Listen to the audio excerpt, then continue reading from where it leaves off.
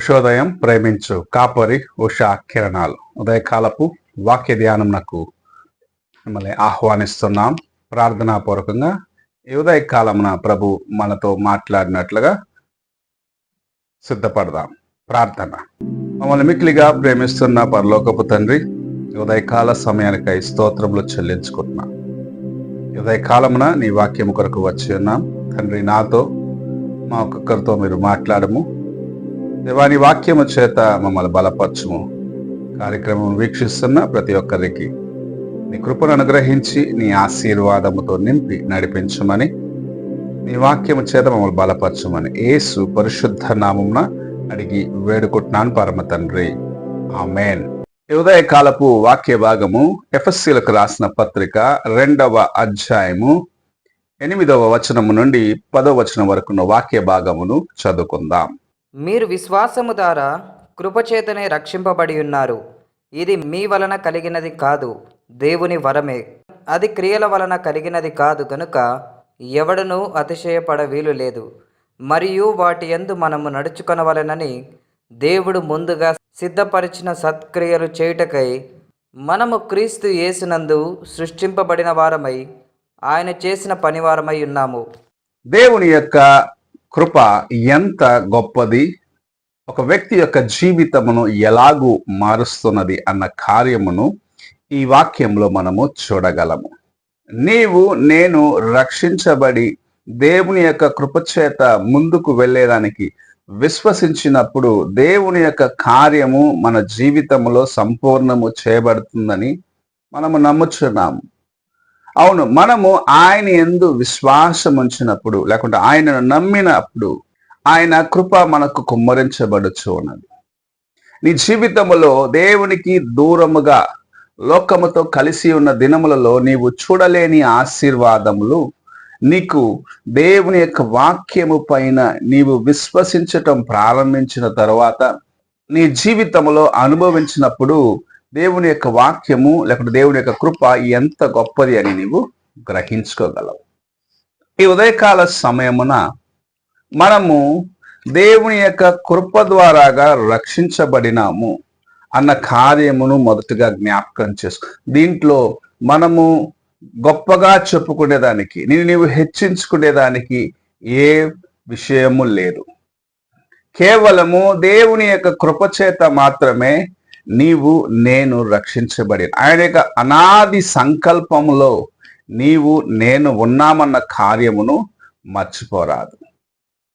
ఆయన నిన్ను ప్రేమించకపోతే, నిన్ను ప్రేమించి తన ప్రాణమును ఇచ్చేదానికి ఈ లోకమునకు రాని ఎడల ఈ దినము దేవుని యొక్క వాక్యము, ఆయన అనుగ్రహించే విడుదల, ఆయన యొక్క రక్షణ నీ జీవితంలో లేనిదిగా నీవు విడిచిపెట్టబడిన స్థితిలో ఉండి ఉండొచ్చు.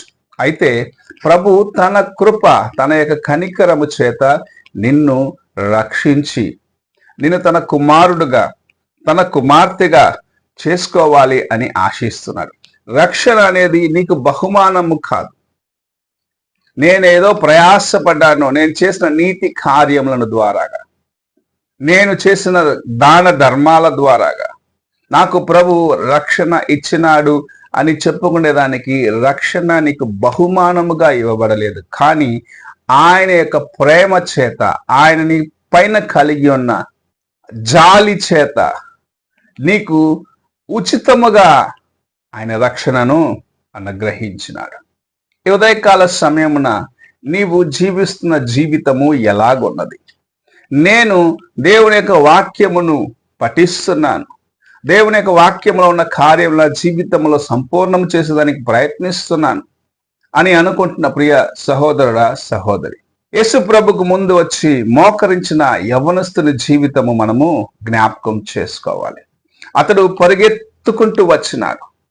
నేను చిన్ననాటి నుండే ఆజ్ఞలన్నిటినీ పాటిస్తూ ఉన్నాను, న్యాయ ప్రమాణము ఏమైతే బోధిస్తున్నా అలాగనే జీవిస్తున్నాను అని యేసు ప్రభు దగ్గరకు వచ్చి మోకరించి తన యొక్క స్థితిని చెప్పినాడు. కానీ అతనిలో ఒక బలహీనత, అతనిలో ఒక కొదువు ఉన్నది అని ప్రభు ఎరిగి అతనికి తెలియపరిచినప్పుడు తాను ఆ కార్యంను సరిచేసుకోలేక మిక్కిలి ధనవంతుడుగా మిక్కిలి ఆస్తిపరుడుగా ఉన్నదాన్ని బట్టి తన యొక్క ధనము తన యొక్క కళ్ళను మూసినది.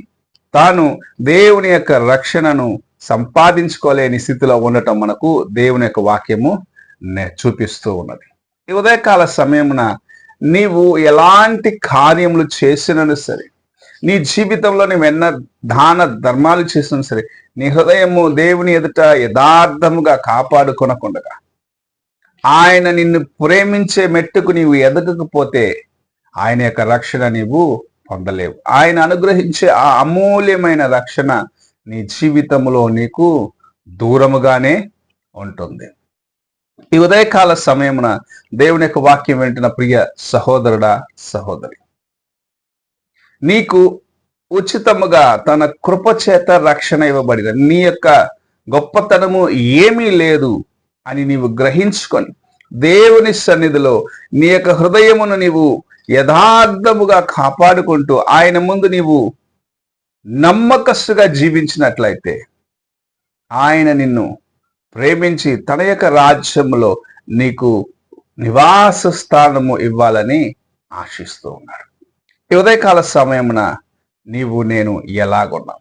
ప్రభు చేతిలో నీవు నేను ఆయన వాడుకునే లేకుంటే ఆయన యొక్క చేతి కార్యములుగా మనము ఉన్నామనేది జ్ఞాపకం చేసుకుంటూ ఆయన నడిపించే విధానమును గ్రహించుకొని ఆయన చూపించే మార్గమును నడిచే హృదయమును మనము కలిగి ఉన్నట్లయితే ఆయన చేతి పనిగా మనము ఉన్నదాన్ని బట్టి లోకమునకు ప్రభు మనల్ని సాక్ష్యముగా ఉండాలని ఆశించిన దాన్ని బట్టి తన కృపలో నిన్ను కాచిన దేవుని మహిమను నీవు నీ జీవితం కలిగి ఉండాలని ఆశిస్తూ నీ హృదయమును యథార్థముగా కాపాడుకుంటూ నీకు ఉచితముగా ఇవ్వబడిన ఆయన రక్షణను నీలో ఏ మంచి లేకపోయినప్పటికీ నిన్ను ప్రేమించి నీ జీవితమును ఆయన ప్రేమించి అనేకుల మధ్యలో నిన్ను హెచ్చించే దానికోసము తన్ను తాను రిక్తునిగా చేసుకొని తన ప్రాణమును ఇచ్చి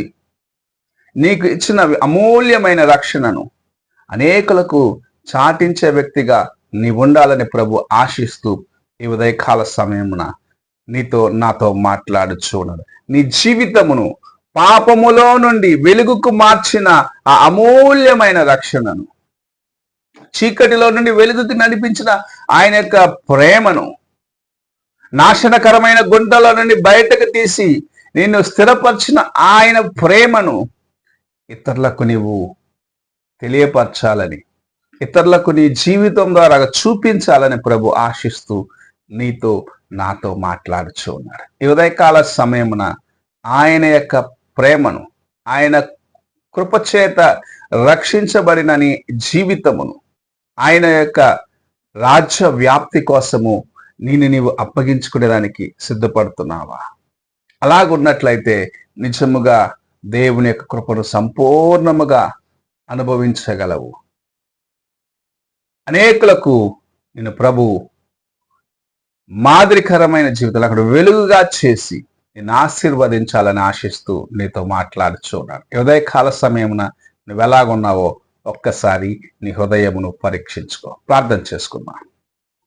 మమ్మల్ని మిక్కిలిగా ప్రేమిస్తున్న పరలోకపు తండ్రి, మా జీవితమును మార్చే గొప్ప బహుమానముగా నాయనా నీవు శిలువ మీద చేసిన యాగము ద్వారాగా మాకు అనుగ్రహించబడిన రక్షణను మేము నాయన నిర్లక్ష్యము చేయకుండగా మా జీవితంలో నాయన నీవు కలిగి ఉన్న ఉద్దేశము, నీ ప్రణాళికను గ్రహించుకొని నీకోసము నాయన మేము జీవించడానికి సహాయము చేయమని, మా బలహీనతలను క్షమించుము, మా యొక్క అపరాధములను క్షమించుము.